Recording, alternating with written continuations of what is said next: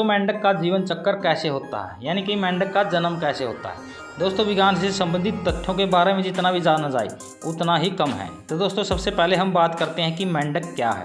दोस्तों, यह एक उभयचर प्राणी है। मेंढक का त्वचा चिकना तथा चिपचिपा होता है। मेंढक के त्वचा से म्यूकस नामक का रसायन का स्राव होता है, जो शरीर की त्वचा को नम बनाए रखते हैं तथा जीवाणुओं से रक्षा करते हैं। दोस्तों, मेंढक में श्वसन प्रक्रिया फेफड़े के माध्यम से होता है तथा चतुष्पद पाया जाता है, जो जमीन पर फुदकने में प्रयुक्त किया जाता है। चतुष्पद के निचले सतह पर झिल्ली नुमा संरचना पाई जाती है, जो जल में तैरने में मदद करता है। इसका जीवन काल बहुत छोटा होता है। इसकी जीभ अपने शिकार को पकड़ने के लिए अनुकूलित होती है। शिकारियों से बचने के लिए मेंढक का वातावरण के प्रति अनुकूलित होते हैं। दोस्तों, पूरी दुनिया में मेंढक की बहुत सी प्रजातियां पाई जाती है, जिसके आकार, रंग तथा बाह्य संरचना भिन्न होते हैं। तो दोस्तों, अब हम बात करते हैं कि मेंढक के जीवन चक्र के बारे में। तो दोस्तों, उससे पहले चैनल पर नए हो तो चैनल को सब्सक्राइब कर दीजिए और वीडियो में अंत तक बने रहिए।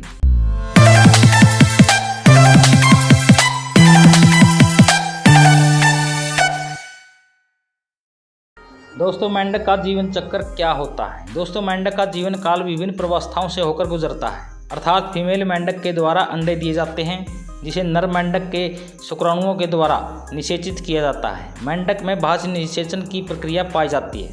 अंडे विकसित होकर टेडपोल में परिवर्तित हो जाते हैं, जो पूंछ युक्त मछली के समान दिखाई देते हैं। इसके पश्चात टेडपोल विकसित होकर फ्रॉगलेट के रूप में बदल जाते हैं, जिसके चतुष्पद फेफड़े विकसित हो चुके होते हैं।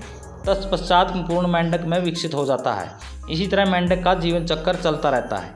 दोस्तों, मेंढक के जीवन काल के 4 चरण होते हैं। तो दोस्तों, उसकी पहला चरण होता है अंड अवस्था। दोस्तों, मेंढक के भ्रूण अंडे आमतौर पर जिलेटिनस पदार्थ के कई परतों से घिरे होते हैं। भ्रूण इसी आवरण के अंदर विकसित होते हैं। इस अवस्था का अवधिकाल भिन्न प्रजातियों में भिन्न होते हैं। इसी अवस्था में अंडे विभिन्न प्रकार के आपदा जैसे बाढ़, मौसम में परिवर्तन, बीमारियों तथा शिकारियों तथा परभक्षियों के कारण नष्ट हो जाते हैं। बाकी बचे हुए अंडे विकसित हो जाते हैं और दूसरे चरण में प्रवेश कर जाते हैं।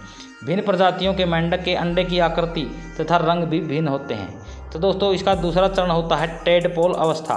दोस्तों, यह मेंढक के जीवन काल का दूसरा चरण है। अंडे से निकलने के पश्चात लार्वा को टेडपोल कहा जाता है। लार्वा अंडे से निकलते ही उसे खा जाते हैं। इसका शरीर आमतौर पर अंडाकार तथा लंबवत पूंछ युक्त होता है। मेंढक टेडपोल अवस्था में पूर्ण रूप से जलीय जीव होते हैं। दोस्तों, टेडपोल में सांस लेने के लिए गिल्स तथा मछली के समान तैरने के लिए लंबवत पूंछ तथा पंख पाए जाते हैं। दोस्तों, टेडपोल आमतौर पर शाकाहारी होते हैं, जो शैवाल तथा उसके साथ ही गलफड़े के माध्यम से छनकर आए हुए डाइटम भी शामिल होते हैं। लेकिन कुछ प्रजातियों में टेडपोल अवस्था से ही मांसाहारी होते हैं। कीड़े छोटे टेडपोल तथा छोटी मछलियाँ को भी खा जाते हैं। दोस्तों, कुछ ऐसे भी टेडपोल होते हैं जो इस प्रवस्था में शिकारियों के द्वारा खा लिए जाते हैं तथा कुछ प्रजातियां विषैले होते हैं और अपनी रक्षा शिकारियों से करते हैं। तो दोस्तों, तीसरा चरण होता है इसका फ्रॉगलेट अवस्था।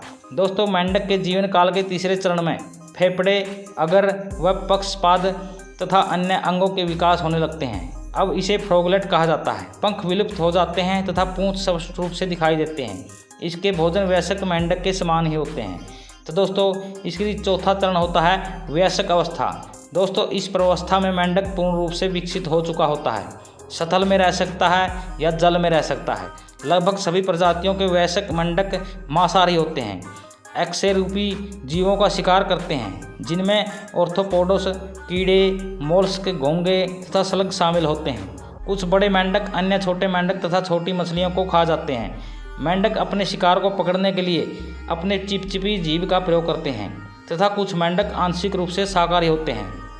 इस प्रकार यह चक्कर चलता रहता है। इस तरह मेंढक के समान तितलियां, चींटियां के जीवन चक्र में भी 4 चरण होते हैं। तो दोस्तों, आपको यह जानकारी कैसी लगी?